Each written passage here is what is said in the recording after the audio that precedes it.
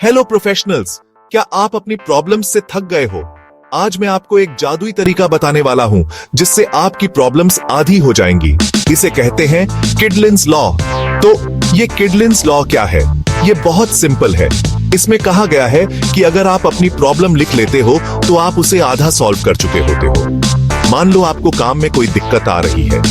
अगर आप उसे सिर्फ सोचते रहोगे तो वो उलझी हुई और बड़ी लगेगी, लेकिन अगर आप उसे लिख लो, जैसे मुझे इस प्रोजेक्ट का आइडिया नहीं समझ आ रहा, तो आपका दिमाग सॉल्यूशन ढूंढना शुरू कर देगा। अब ये काम कैसे करता है? लिखने से आपके विचार व्यवस्थित होते हैं। जब आप अपनी प्रॉब्लम पेपर पर लिखते हो तो आप उसे छोटे छोटे मैनेजेबल पार्ट्स में तोड़ देते हो।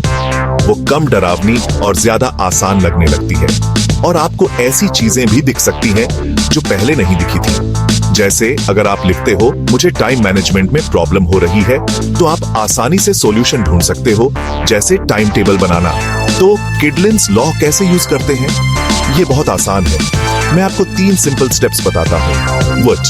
प्रॉब्लम लिखो, एक पेपर लो और अपनी प्रॉब्लम क्लियरली लिखो। जैसे मुझे अपने प्रोजेक्ट के लिए कोई आइडिया नहीं आ रहा। 2, एनालाइज करो, सोचो कि ये प्रॉब्लम क्यों है।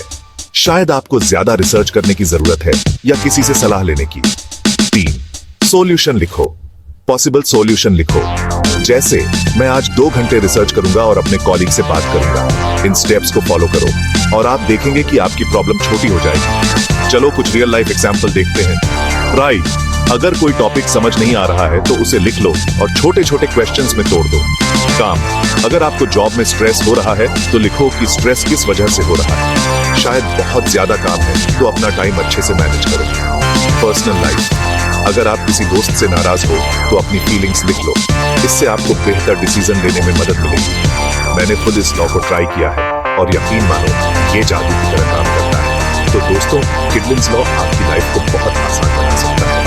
अगली बार जब आपको कोई प्रॉब्लम हो तो एक पेन और पेपर लो और उसे लिख लो।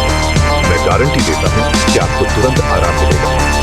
अगर आपको ये वीडियो पसंद आया तो लाइक बटन दबाएं, कमेंट्स में बताएं कि आप इसे कैसे यूज करने वाले हैं, और चैनल को सब्सक्राइब करना ना भूलें। मिलते हैं अगले वीडियो में, और तब तक खुश रहो।